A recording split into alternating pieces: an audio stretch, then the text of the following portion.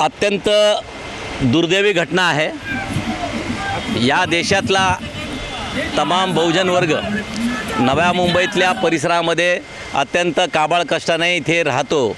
आपल्या उपजीविकेचे साधन म्हणून तो नव्या मुंबईच्या स्लम एरियामध्ये राहून दैनंदिन जीवनामध्ये समाजाच्या हिताचं काम करतो। या विभागातला प्रत्येक नागरिक ह्या मिळणाऱ्या नव्या मुंबईतल्या सुविधा आहेत त्या सुविधाला अत्यंत मेहनतीने हिमतीने तो कष्ट करून इथल्या नव्या मुंबईकरांना एक अतिउंच बिल्डिंगला सहकार्य करण्याची भावना असणारा हा एक स्लम एरिया।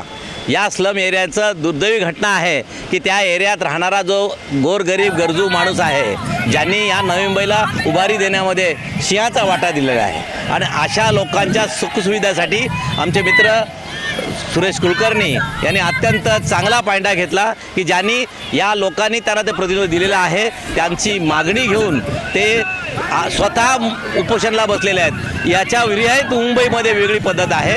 मुंबईचे नगरसेवक याला विरोध करतात आहे आणि नव्या मुंबईतल्या नगरसेवकांनी स्वतः लक्ष घालून इथे या जे प्रकल्पाला विरोध करण्याचं काम केलं हे त्यांचं आनंदाची बाब आहे। जनतेचा विश्वास त्यांनी दृढ केलेला आहे। जनतेला न्याय देण्यासाठी आपलं अहोरात्र झटून आपण उपोषणाला बसतोय ही फार मोठी गोष्ट आहे।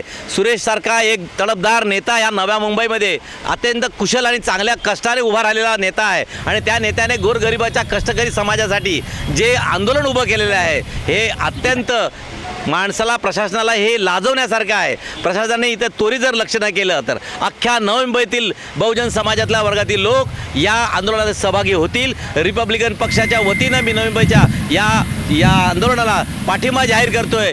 जर त्वरित महानगरपालिका आणि प्रशासनाने याकडे दुर्लक्ष केलं तर नव्या मुंबईतला तमाम रिपब्लिकन जनता व बहुजन समाजातले सर्व कष्टकरी वर्ग रोडवर उभारून या रोडाची चक्काजाम केले जाईल। आता एकदा झालेला आहे पण तो थोडासा प्रमाणात गेला आहे कारण प्रशासकीय लोकांना जाणीव झाली पाहिजे की बाबा यापुढे उद्रेक होऊ नये म्हणून दक्षता घेण्यासाठी आपली भावना उज्ज्वल करण्यासाठी थोडासा झलक दिलेला आहे। यापुढे जर त्वरित हे जर काम स्थगिती नाही दिली तर उग्र आंदोलन होल्याशिवाय राहणार नाही। ही भूमिका रिपब्लिकन पक्षाची आहे असं आम्ही जाहीर करतो।